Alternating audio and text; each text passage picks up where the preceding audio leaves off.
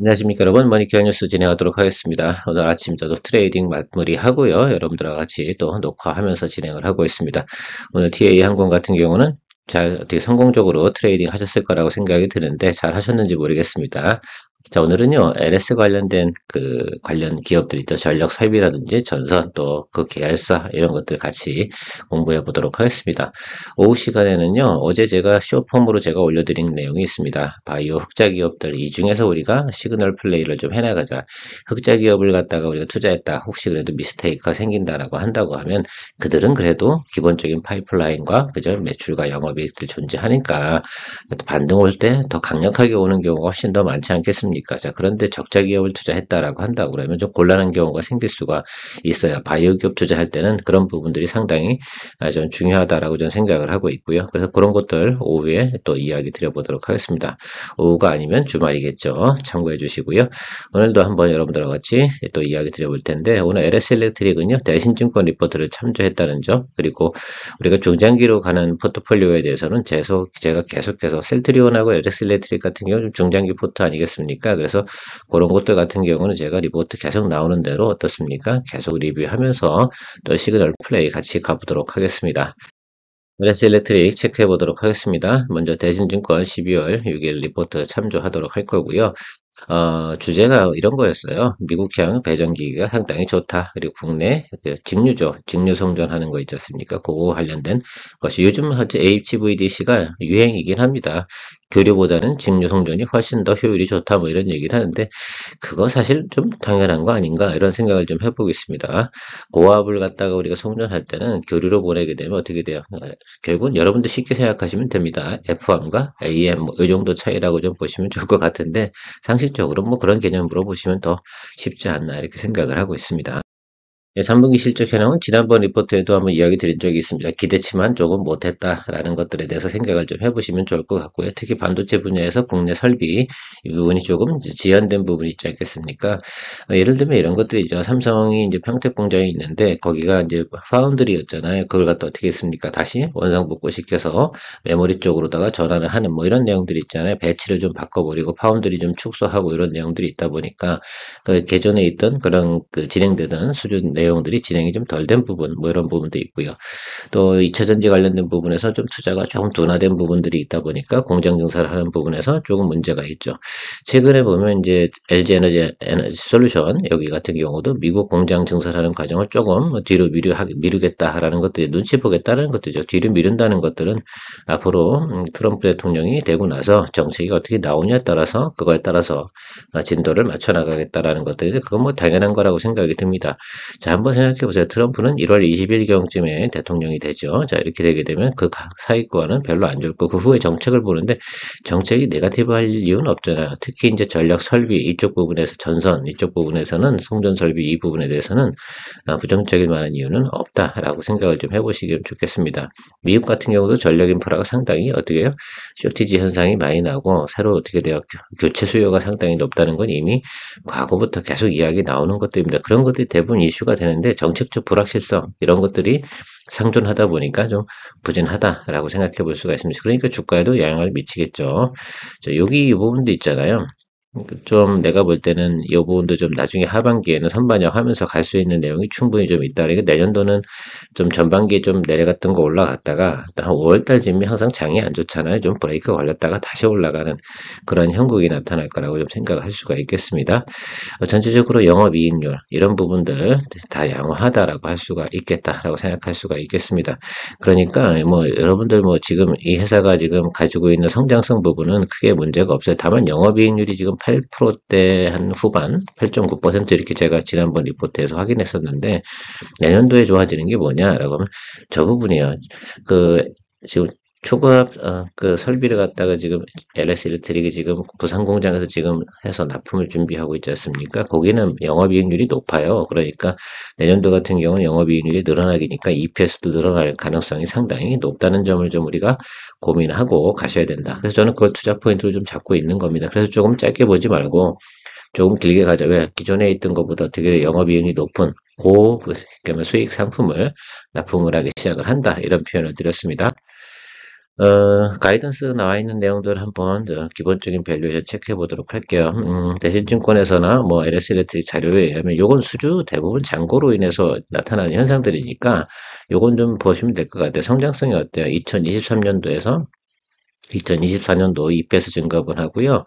내년도 증가분하고요. 거의 차이가 없습니다. 그러니까 꾸준하게 성장을 한다. 이게 만약에 내년도 2025년 만약에 EPS가 줄어든다라고 한다 그러면 저는 이렇게 중장기 투자 포지션을 갖다 잡을 필요는 없다고 생각이 들어요. 그런 경우는 보통 보면 트레이딩 개념으로 좀 가는 것이 훨씬 더 좋다라고 생각이 들고요. 자, 그렇다고 생각해 보면 지금 아마 HD 현대엘렉트릭 영업이익률이 한 20%대 나오고 있는데 얘네 같은 경우가 지금 PER이 한 25 이 정도 수준으로 나타나고 있거든요. 지금 현재 아마 상태가 이 정도 상태일 겁니다. 그러면 따라서 앞으로 좀 생각해 보면 조금 요거보다는 밸류에이션 조금 못한다 하더라도 적어도 BR 밸류에이션 한 20, 한 1에서 2 정도 수준까지 충분히 팔로우 할 수 있는 그런 내용이다라고 저는 보고 있습니다. 지금 HVDC 이 부분에서 국내에서도 우리나라 같은 경우 뭐 하나 진행하려고 하면 골치 아프잖아요. 근데 주민동의도 완료돼서 이런 것도 진행이 된다라고 이야기 나오고 있습니다. 어쨌든 한국은 송전 설비 부분이 빨리 확충이 돼야 되는 그런 부분이 있습니다. 그래서 그런 것들은 좀 진행이 될 거고요. 다만 지금 우리나라 내부적으로 있는 정치적 불확실성이 있는 것들 때문에 수급상은 안 좋은 것이다 라고 좀 보고 갈 수 있겠어요. 그래도 뭐 우리가 뭐 천천히 이 종목 공략하는 종목이니까 이런 내용들 인지하고 계시면서 사실은 종목에 대한 뭐가 있어요. 나름 그래도 믿음, 어떻게 될 것인가 이런 것들이 좀 있다 생각을 해보면 조금 길게 보고 가도 불안한 감이 없지 않은데 내용을 확인 안 하고 그냥 주식 차트만 보고 투자하잖아요. 자, 그렇게 되는 경우에 통상적으로 불안해가지고 말입니다. 스트레스를 상당히 많이 받을 겁니다. 자, 그 부분. 어쨌든 지금 저는 생각하는 게 그런 것 같아요. 지금 중국이나 이런 쪽에서 지금 사실은 LS 일렉트릭의 중국 법인 쪽 같은 데서 매출이 잘 안 나오잖아요. 근데 중국도 조금 개선이 되는 그런 뉴스가 또 돈다라고 한다면 그 플러스 알파 요소가 또 작동될 가능성도 우리가 배제하면 안 된다라고 말씀드리고 보고 가는 거죠. 주식이라는 게 원래 그런 거 아니겠습니까? 그런데 저는 올해는 중국에서 그게 좋은 소식 나올 것 같지는 않지만 내년도에는 그래도 뭡니까? 중국도 어쨌든 뭔가를 돌려야 되니까 좋은 소식이 나올 것이다 라고 생각을 하고 있습니다. 그래서 이야기 다 드린 내용이긴 하지만요. 그래도 다시 한번 숫자적으로 확인해 보면 대신증권에서는 내년도와 4분기를 이렇게 예상을 하고 있습니다. 그래서 전체적으로 이게 18.7%씩 이렇게 성장하는, 요도 18% 이상 성장하는 것들은 상당히 긍정적이다라고 볼 수가 있겠습니다. 제가 앞에 설명드렸잖아요. 2023년도에서 2024년도 오는 거나 2024에서 2025년도 가는 거, 저 정도 성장성을 우리가 볼 수 있다라고 생각할 수 있습니다. 또 2000 그러면 26년은 어떠냐? 예, 같은 밸류에이션이다. 그러면 생각을 해보면 그거에 대한 또 PER 배수는 넣어줄 만한 게 충분히 있다라고 생각할 수 있습니다. 제가 앞에서도 말씀드렸지만 여기 중국 법인 실적 부진하고요. 국내 관련된 배전반 매출 감소 이런 부분들이 좀 존재하는데요. 이런 것들은 우리가 가는 시간을 타임을 두고 가다 보면 중간중간 뭐 더 나쁠 만한 요소는 없잖아요. 긍정적인 요소들이 나타날 때 또 플러스 알파적인 요소로 다 작용할 것으로 이야기 드리고 싶습니다.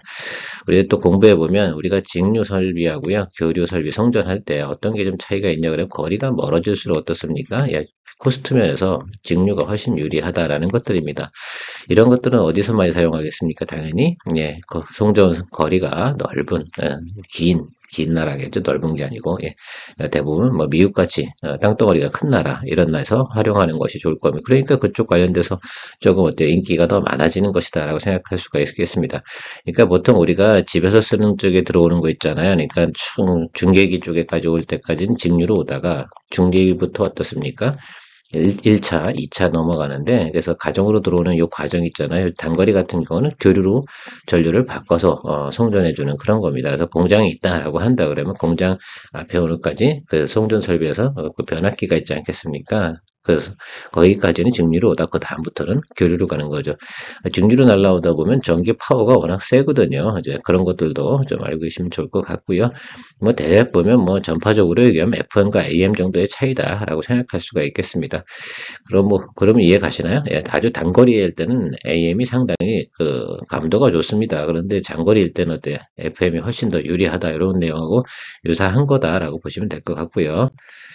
아무래도 뭐 파형이라는 게 그렇지 않겠습니까? 모든 게 날아갈 때 항상 뭡니까? 이게 전파처럼 이렇게 울리는 파동이 있습니다. 그 파동을 갖다가 이해를 하시는 것이 중요하겠죠. 뭐 우리가 주식 투자하는데 그것까지 할 필요는 없고요. 어쨌든 동사 같은 경우는 매출 이렇게 이게 저는 뭐 부분별 그 매출 늘어나는 거 이 부분도 상당히 좀 중요할 것 같긴 한데요. 여러분들이 좀 보셔야 되는 건 돈 되는 거, 돈 되는 것들이 좀 많이 늘어나는 거. 전반적으로 말하면 돈 되는 건 다 증가되고 있다라고 생각할 수 있고, 매출도 보면, 그죠? 꾸준히 앞으로도 전망이 좋다라는 것들입니다. 이건 뭐 LS 일렉에서 자기들이 가지고 있는 내용들인데, 그리고 저는 하나 좀 고무적으로 좀 생각하는 게 있어요. 제가 지난번 리포트를 할 때, 미국 같은 경우는 어때요? 에이전트라고 해놔요. 딜러라고 표현해야 되나요? 유통망을 장악하고 있는 이 딜러들이 있겠습니다. 거기들하고 이제 거래를 좀 많이, 이렇게 어떻게 됩니까? 거래를 터놔야 되잖아요. 근데 많은 거래를 갖다 오래 노력을 해가지고 거래처를 많이 만들어 놨습니다.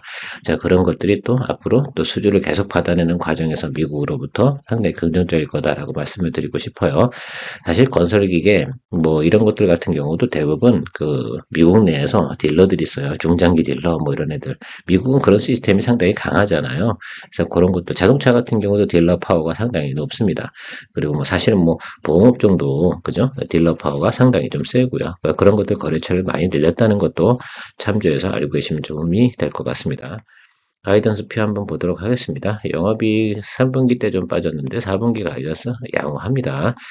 보통 보면 이제 올해도 그렇지고 작년에도 그렇지만 한번 보세요. 1분기, 2분기 넘어가는데 어때요? 실적이 좋았죠, 여기도. 요게 되게 중요한 것 같아요, 여러분들. 투자할 때 이 종목 같은 경우 포인트 보실 때 요거를 좀 보고 계시면 좋겠습니다. 지난해 같은 경우도 3분기도 2분기만 못했어요. 제가 계속해서 이 얘기를 강조하는 게 뭐냐면 이게 생산해서 납품하는 과정이 한 제가 알기로는 6개월 정도 걸려요. 그러니까 그런 부분까지 고려하면 지금 수주한 거 늘어난 부분 있지 않겠습니까? 예, 국내 부분 매출 이야기 드리는 게 아닙니다. 저건 달러를 벌어 들어오는 거, 그리고 그 달러 강세일 때 나타나는 거, 이런 거 좀 생각해 보면 우리가 1분기, 2분기 가면서 실적도 상당히 높아질 거 아니에요. 거기에 대한 부분은 충분히 우리가 투자 포인트로다가 체크하고 가시는 것이 저는 도움이 될 거라고 생각을 하고 있습니다. 그래서 우리가 좀 이 종목이 좀 느리긴 하지만 좀 지난해 같은 경우도 제가 좀 길게 보자라고 말씀드렸고 못 참으신 분들이 대부분 어때요? 예, 수익을 못 내셨죠. 기다려주고 갑시다. 내용 좋은 것들은 결론적으로 우리 지금이 악재 구간에서 지금 주가도 어때요? 잘 버텨주고 있잖아요. 그렇다고 하면 우리가 그것도 믿고 가야죠. 장이 안 좋을 때도 자기 자리를 버텨주는 그런 종목들 같은 경우를 잘 보시고요. 영업이익과 실적이 나오는 것이 낮은 점에서 하는 게 뭐가 잘못된 겁니까? 그렇죠? 우리 그런 부분은 좀 생각을 좀 하시면서 좀 가면 좋지 않나라고 생각을 하고 가이던스 부분은 계속 보여드리는 것들은 이 숫자들이 훼손이 되잖아요. 그러면 무조건 그다음부터는 뭐예요? 모멘텀 플레이나 트레이딩 플레이 이렇게 가시는 것으로 계산하시면 될 것 같습니다. 자, 차트 보고 마무리하도록 하겠습니다. 제가 여러분들한테 앞으로는 이걸 좀 보여드릴 거예요. 이렇게 보면 이렇게 화살표가 있잖아요. 이런 것들이 어때요? 배드 시그널이다라고 생각을 하시면 좋을 것 같아요. 단기적인 배드 시그널입니다.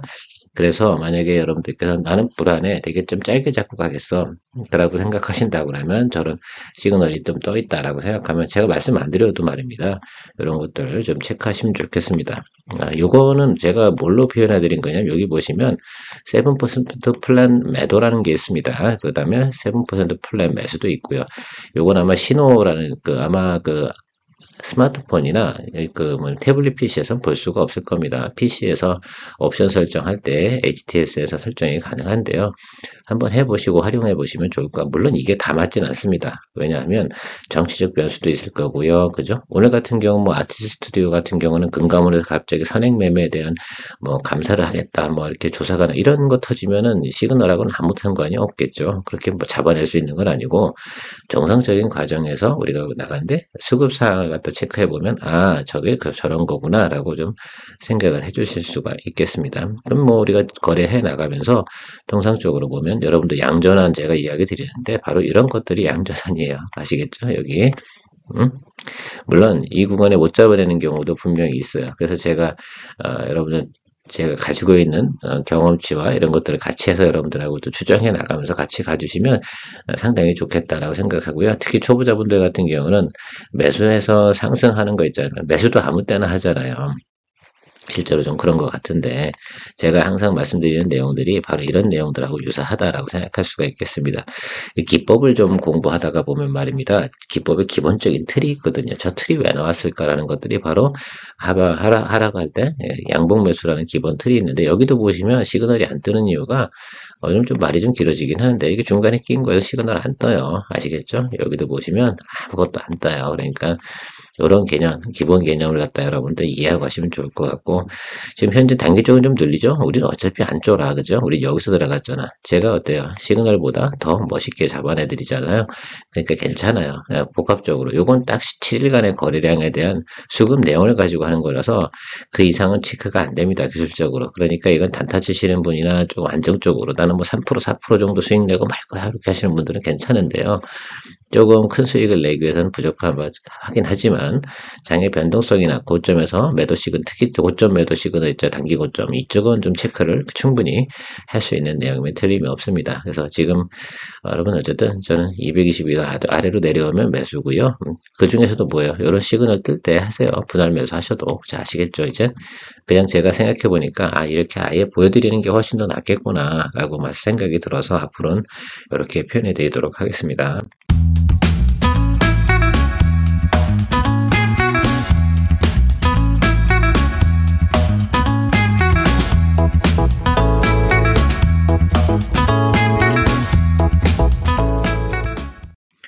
그래서 오늘 같은 경우 LS에너지 같은 경우 제가 여러분 채널 커뮤니케이션 방에다가 제가 오늘 시그널을 올려드렸는데 단기 매도 시그널이면 틀림이 없습니다. 그리고 여기 보시면 아시겠지만 매물대 다 올라와 가지고 말입니다. 내용이 나온 거라서 요거 같은 경우는 그리고 이동평균선 크로스 제가 말씀드린 이동평균 크로스도 다 나타났죠. 이해 가셨습니까? 그러니까 단기적으로 뭐 우리가 이날 들어갔어요. 그러니까 여기 아니면 여기 들어가셨을 텐데 어쨌든 시그널 안 좋으면 잠깐 나왔다가 아래쪽에 다시 잡읍시다. 그래서 좀 기다려 주시면 좋을 것 같고 어디까지 보시는 게 좀 정상이라고 말씀드렸어요. 일단 기다리는 게 급할 필요가 없어요. 얘네가 시그널을 안 띄울 수 있어요. 여러분 이것만 기다리고 계시면 안 됩니다. 아시겠죠? 그래서 제가 복합적으로 말씀드릴 건데 통상 이 라인이 이렇게 들어가고 얘가 지금 11선이 이렇게 올라오잖아요. 11선이 꺾이지 않을 건 이 자리일 겁니다. 그래서 이 자리 어디쯤에서 아마 시그널 들어오면 여러분들과 같이 다시 재매수 공략하는 거죠. LS에너지 같은 경우는 저는 충분히 앞으로도 히스토리 관련도 있고요. 어쨌든 전선 관련된 비즈니스 이런 것들 때문이라도 전 긍정적으로 우상향해서 갈 가능성이 높다 이렇게 보고 있습니다. 다만 LS에너지 같은 경우는 영업이익 대비해서 지금 밸류에이션이 좀 높은 편이다. 그래서 철저하게 LS에너지 이쪽 분야에서 거래하셨다 하더라도 시그널 플레이 하시는 것이 좋겠다라고 말씀드리도록 하고요. 강원전선 같은 경우도 제가 최근에 수익 실현을 했잖아요. 그죠? 여러분. 저는 그래서 이렇게 말씀을 드리도록 할게요. 보통 보면 이게 다 시그널 나올 때 다 예를 들면 무조건 털어야 되냐 그거 아닙니다. 자 다시 얘기 드리지만 이런 과정을 쭉 보다가 보니까 어때요? 예, 이게 정말 좀 시그널이 별로 안 좋구나 라고 생각할 수가 있겠습니다. 대신에 또 가는 과정에 다시 또 좋은 시그널 뜨게 되면 또 들어가야 되는 건 맞습니다. 자 그러나 어쨌든 우리가 항상 말씀드리지만 시그널이 안 좋을 땐 잠깐 쉬어둔다. 그리고 다시 시그널 뜨면 하는 건데 지금 11선 위에 있거든요. 그래서 저는 적어도 이 정도 라인하고 지금 여기 라인이거든요.